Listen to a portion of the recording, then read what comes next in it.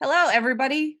Happy Thirsty Thursday. I'm Jen, and I am a lot of the chaos behind this show, this brand Wine Antics. Tonight, we're talking about pro tips and pro tips in wine touring. So, if you've ever gone out on a wine tour, you didn't really know what to expect, you didn't know what to bring, Stub and our special guest Kris Ballard from Nebraska Wine Tours they're going to share some experiences, some stories, and some tips to help you go about wine touring. Since I kind of mentioned our special guest, let's give her a moment to introduce herself and tell us more about Nebraska Wine Tours. Well, hello, guys. I'm going to start off with what wine I'm drinking tonight, and it only makes sense for me to be drinking a Nebraska wine. So this is from one of my favorite wineries. It's Glacial Till, and I don't know if you can see it, but there is an R. So this is their dry red blend, and it's one of their newest ones. A couple weeks ago, I didn't have a wine tour, and I hadn't actually gone and tasted through wine in quite a while. And since the industry here is so new and tastes keep changing, I figured let's go. So Mom and Alex, my intern, we went out and tasted some wine. And this one was actually very lovely. This one is a blend of Cabernet and Marquette. Marquette is one of the French-American hybrids here. The Cabernet is from California. I'm not sure where. I tried to get a hold of the winemaker, or at least his brother anyways, to figure out what was in this, but I don't know the actual blend, but it's actually very nice. A little bit more about me. In 2014, my mom and I, we started Nebraska Wine Tours, and we are in our third season, and we're having a blast. So that's me. You can call me Kris, or you can call me Nebraska, whichever one you prefer. I answer to both. And if you join the after party, you can call her Bunny Braska. We have one other person that's behind this show. We have Stub from Cork Envy. What have you been up to, Stub? Man, what have I been up to? I've been cleaning a lot, doing a lot of spring cleaning, got rid of a lot of stuff, trying to lighten my load, be a little better in life so I can be more agile like a panther, Other than that, organizing some wines, getting some things together. I have like 2 cases of wine samples over here I haven't gotten to. Some of them have had way too long. So I'm going to start doing some creative stuff with that. On that, Daytime Blue Ridge, doing that thing. Did that last week. That was fun. Before Mother's Day, I had a good time. Tonight, I am drinking the Wolf Trap Viognier Chenin Blanc Grenache Blanc blend. And it's actually Viognier. I know that. From South Africa. So this is a 2014, so probably held on to it a little too long, but under a screw cap, so I'm not worried about it being corked. Very nice stuff. Very nice. Of course. I did a Periscope earlier talking about some samples I received, one from a box from Scotto Cellars and then one from Wedding Oak Winery. And it was Kris was there in the Periscope, and I was like, is it a rosé day or is it a Viognier day? That was the question. I chose the Scotto Cellars 100% dry Sangiovese rosé. Very nice. Really enjoying it. Lots of strawberry, lots of kind of tart cherry on it, and it's perfect for a day that's like 90 degrees. It's ridiculously hot here on the East Coast. That is a fact. And Jen and I live 30 or so miles from each other, so it was also warm here. Really? So yeah, so I wanted something crisp and light because I also cleaned my deck today, and it was a little warm to do that. But the water was out. I was, the hose down me, just like an 80s metal video. It was sexy. White t-shirt and all? Yes. Very sexy. So now, Kris, how did you get started in your wine career? This is a really fun story. So my mom found wineries, just farm wineries, kind of on a whim. She was across the river in Iowa with, I think, a couple of her sisters. And while she was there, found out that there were wineries in Nebraska. So she decided, okay, I'm going to support local. So she did all this hard work. At that time, I was probably 21, and I had a small child, and I was in school. So I didn't participate in that. So anyhow, she started doing like all the research to figure out where the heck these places were, because this was in the days before everyone had a phone with a GPS on it. You actually had to like MapQuest where you were going. You had to, it wasn't easy. Like Facebook wasn't really around where it was easy for you to go to one place. Google didn't just show you, okay, here's the hours of these places. You had to actually go to every single website or maybe call them to figure out where to go. So she did all that hard work. And then she started inviting friends to go with her. And then as friends started going with her, they would call her saying, okay, when are we going on tour again? And that is just something that is like one of my mom's strengths is she's adventurous. She likes to figure stuff out and get all the info. So it's not any hard work to her. But it kind of came about that I had to kind of tell her, you know, people don't necessarily want to do that. So when she retired from school teaching in 2012, she's like, I'm not done yet, but I wish I could make whining and teaching my job. And when she said that at her retirement party, I was like, that sounds a little bit like a wine tour. Let me go do some research, because at that time I was living in Texas, so we were living far apart. So it kind of took a long time for us to actually bring this company to fruition, but we had been thinking about it and talking about it since 2012. And in 2014, when I moved home, that's when we really got going with it. Funny story is that we moved home to be closer to family, and that was in June. And in July, for 4th of July, every single person in my family was out of town. My mother-in-law took my kids. My dad was out of town, and my sister and her children and husband were also out of town. So it was me, my mom, and my husband. We went and had planned on going to several wineries one day, but we only stayed at one and basically kind of laid out how everything was. That night we came back and bought the URL, and the rest is history. And so then we formed LLC in April 2015. So it's kind of a long story. It's a fun story. But Rome wasn't built in a day, was it? So, yeah.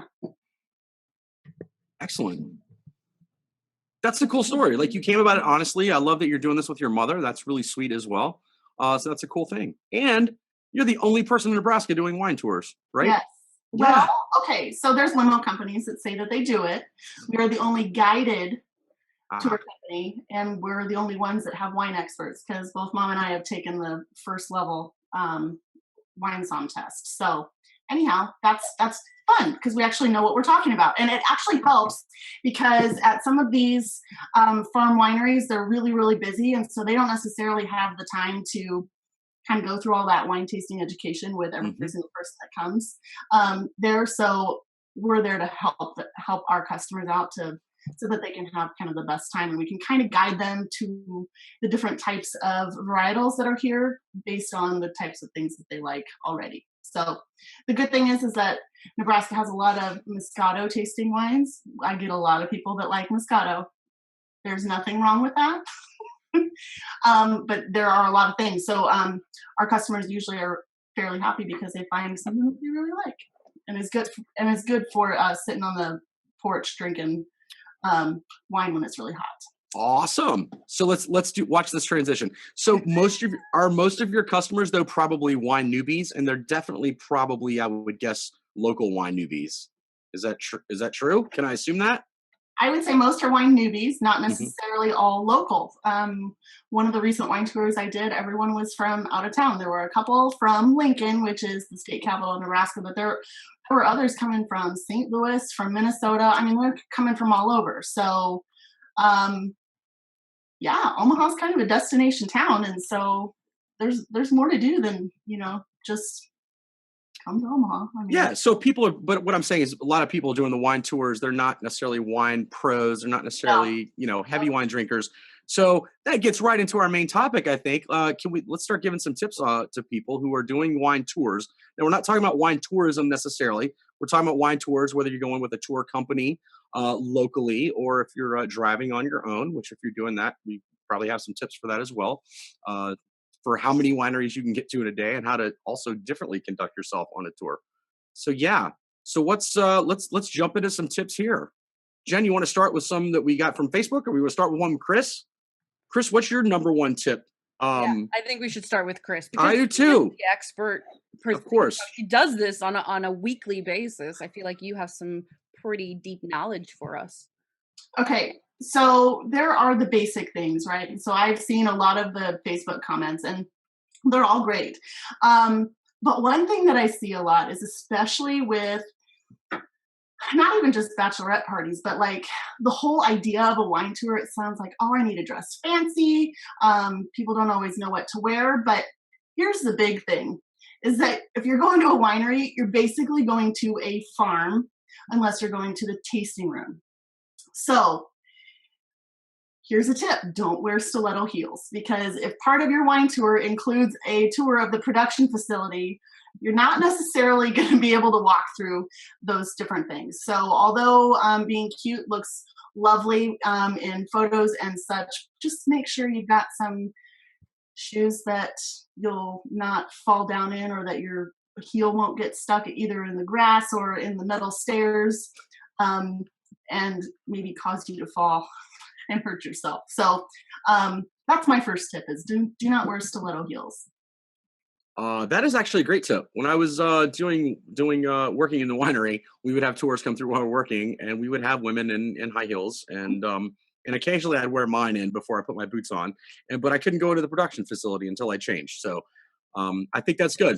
And as far as clothing, yeah, keep it casual. Like, don't look like a slob, but keep it casual. You are going to, most of these places are co-located, or a lot of them are co-located at the place where they grow the grapes. So this is a rural, this is a farming business here.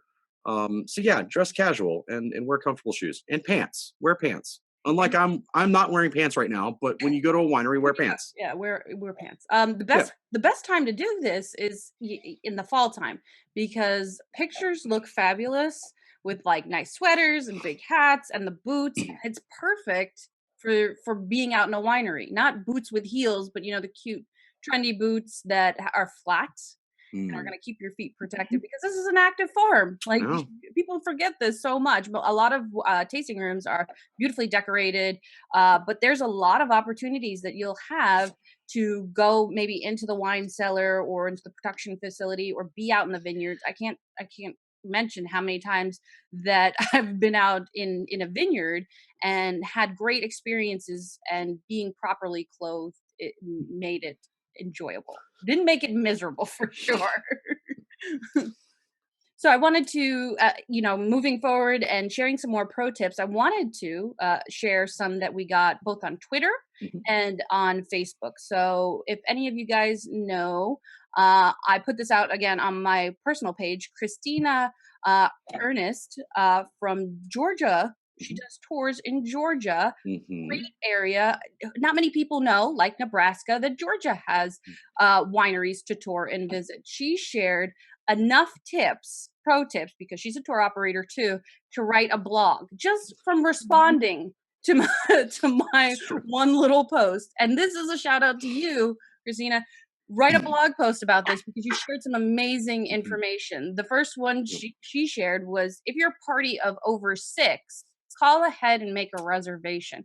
You don't know what the capabilities Mhm. from parking to to their facilities. Can their parking lot handle a bus? If you're on a bus with 6 or more people, do they have a space for you, or do they just have a little tasting bar? I mean, these are actually very valid concerns. And even if you're going in a car full of people, it's polite to call ahead. So thanks for that tip. I appreciate that. That's a great tip. I know some wineries, especially there are a few here in Virginia, that won't accept groups larger than 6. Period. Yeah, very true. And that, I think that's probably a debate for another show and another topic, whether that's good or bad, whether we like or not like that. But yeah, if there's large groups, and some wineries, even if they will accept large groups, will turn you away or make you wait or make you come back later so they can actually accommodate you. And this isn't because they don't necessarily want to deal with you; it's so they can give you the experience they feel like you need to have, and give you the attention that they want to give you at their winery, and be able to properly taste you through their wines and give you the proper experience there. Stub, thanks for that, because I always get phone calls and emails saying, Hmm. do you do groups larger than 10? Hmm. Well, no, Yeah. because these places aren't huge. Right. And that's just the thing of it. Even though you're going to invite 30 people to be a part of your special day, Right. whether it's a birthday, an anniversary, or a bachelorette, odds are is that not everyone is going to be able to come. So if you kind of make it something a little bit more intimate, because that's what this really is, and it's not kind of like a let's include everybody type of situation, I think you'll probably have more fun. So the smaller the better, because you can always go on more than one wine tour. Hint, hint, wink, wink. There's Agreed. Well, I mean, even if it's just by yourself, there's plenty of different places to go. Mm-hmm. Absolutely. It's very true. And Christina actually shared a good rule of thumbs that if you visit 4 wineries, you need to kind of associate that with nearly having a bottle of wine. Because think about it, over time, you're going to be tasting up to what, like 10 different wines. You're getting 1 ounce each. That's a glass and a half of wine right there. So if you're visiting 4 wineries, you need to mentally start thinking that this is a bottle of wine I've drank. And the natural connection with that, do I have a designated driver, or do I have a licensed operator, a van, or anybody to take care of me? And that's one of the best things that I personally love about going on wine tours. Oh, and that is good, because I have heard, especially out in the more rural areas, that there will be cops waiting, just waiting for people to leave. You don't even have to show that you have any signs of being over the limit. They'll just wait and pull you over because they know you were there, they know you were having something, and really just wanting to make sure that you haven't had too much. So always having a driver is kind of the best idea. Yeah, I totally agree that. I will say, even as a pro, we go into wineries and we probably end up tasting things that other people, you're not getting on the normal tasting. So those 10 wines turn into 18. And I will say, very rarely do I taste that many wines at a single winery as a pro, but you do get amped up. You get a few things extra here and there. Now, I'll say, as a pro, because I know I'm doing this, and especially if I'm driving myself, like, I'm not actually drinking this wine. I'm spitting. As we've talked about before, I don't generally spit, but I do pour out samples. I don't drink a whole sample. So, but that's a great point, though. Now, Cara Maria here on Twitter also gave us the tip to taste everything, and I do agree with that. You do need to taste everything, but that doesn't mean you need to drink everything. Kind of going to this, it's okay to pour out those samples. No one gets angry about that. It's expected in a lot of places, in most places, that you're not necessarily going to finish every sample of wine that you report, especially if you're doing one of these tastings that is 8, 10, or 12 wines. And there are some that are that large. So, if you drink all that wine, you're drinking 3 glasses of wine before you leave your first winery.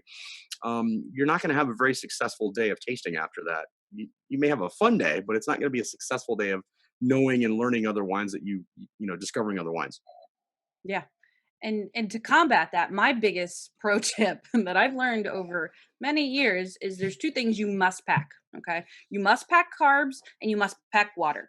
And your water needs to be whatever you normally drink to keep yourself hydrated times 2, because between wine touring in the summertime and drinking wine, which is a natural diuretic, you need to rehydrate to stay balanced. And this took me many years throughout my 20s to learn, but now I don't go on any wine experience without minimum crackers and water. Sounds like I'm going to prison, but no, I'm going wine touring. No, that's a great point. Our friend Kathy at Virginia Made off of Twitter also kind of emphasized that too. And she said, eat a meal of fat and protein before you go. And I will say, if I know I'm going tasting for a day, I will carry like nuts or something with me to munch on. The crackers, the tasting room crackers you can get there is great. Or if you buy some, cheese or, a charcuterie board or something at one of the wineries, or you packed one with you or packed a lunch or whatever, that's great. But having those, having that protein and the protein and fat of nuts does kind of help you get through the day. And once again, we're not encouraging one to over imbibe and risk anything, but just be smart about it and do it slowly. And don't try to hit like 9 wineries in a day. That is just ridiculous. You're really not maximizing the experience, and you're going way too fast. Right. And you're not getting any opportunity to talk to the winery. And I would hope that's why you're doing a tasting. Yes. You're interested in the winery and the wine. So, Kris, we've shared quite a few tips from Twitter and from Facebook and from our personal experiences. How about you? What other tips would you like to share? Well, so the things that I wrote down, some of them have kind of been said already, but one that hasn't is especially here in Nebraska or any of these Midwestern or cold climate states, um, be open-minded, and don't get overwhelmed because there are several different types of varietals, and I'm not going to go into how different wines are named, because probably a lot of us on this show that's watching right now know that it's based off of the different grapes. So Jonathan actually, the producer, just learned something behind the scenes tonight. But be open-minded and don't get overwhelmed. Ask questions. The tasting room staff is there to kind of guide you. If you don't have somebody who knows this particular winery's wines, like what I do for our customers. So ask questions. They're there. Just because they're standing there and are quiet, they may not know what you're thinking. So usually get 4 or 5 different samples, at least here in Nebraska. And don't be afraid to say, hey, I really like Pinot Noir and I like something that's light. And they'll be able to guide you to something like that. And then also with being open-minded, don't be afraid to try something new. There are things at particular wineries that I tell all of our customers that even if you don't think that you like something or you don't think that you aren't going to like something, just try it because especially there's one winery that I always recommend, the dessert wine too, that is fortified with brandy. That's amazing. So anyhow, just be open-minded and be open to trying new things. That's absolutely true. And so many people said that on social media. Taste everything, taste often, but don't overindulge. And one really interesting tip I saw from Wayne Thompson on Twitter was that beer is a good palate cleanser between wine tastings. What do you guys think? I actually agree. I think that it shocks your palate into kind of changing directions and tasting with different taste buds. What do you guys think? I've never tried it, so I don't know. Stub? How about we can hear you? Maybe? Hey, there we go. There we go. All right, sorry. No, you've both been to conference with me, so after we've tasted all day, before I go to a party where I know, or after party or something, or somewhere else where I know there's gonna be more wine, I grab a beer and maybe bring a second one with me. I want a little bit of a break from that, from the wine. And there's a different palate fatigue that goes on there, but it is a different thing. It does shock your palate a little bit. At least it does for me. Now, I'm not going to have a 6-pack and then start tasting again, No. because that would be silly. But I think a beer in between here and there is good. I actually met a winemaker at one point. He made port style wine specifically. He used as a palate cleanser Pabst Blue Ribbon, actually. Which is Because he was so drinking close to like water anyway. yeah, but he was making these higher sugar, higher residual sugar wines that are really big. So he would use Pabst as a palate cleanser in there, and seemed to work for him because he made some amazing, amazing port style wines. So yeah, I think that's a great tip. So before we get into final thoughts, because we're right at that time, I want to share a great graphic from our good friend, the Hudson Valley wine goddess, Debbie. She put together a nice little graphic that walks through the day out tasting checklist. And she's given me permission to share this. It's really, really interesting. It's like 1, 2, 3, 4, 5 steps to prepare yourself for going on. And I'm sure it mentions, because I can't read it at the moment, I'm pretty sure it mentions many of the things that we've said. Like first, eat a good breakfast. Yes, that is really paramount in whatever you're doing, and hydrate and be informed, be aware, and be excited to be on a tour. It's fun and it's exciting. And this is all in her latest book, touring through Hudson Valley. And if Jonathan will put up the graphic, I'll be able to remember the title. There we go. Tapping the Hudson Valley. And it's not only about wineries, but it's about breweries and distilleries in the Hudson Valley area. So Debbie, good job. Didn't get to help you edit the book, but now I can definitely help you talk about the book because you're sharing some great knowledge. Indeed. So, final thoughts. This is towards the end of the show. This is an opportunity to share anything we may have missed because a half an hour or in this case, nearly 40 minutes, goes very quickly. So we always give it up to the guest first. Kris, any final thoughts about pro tips for wine touring?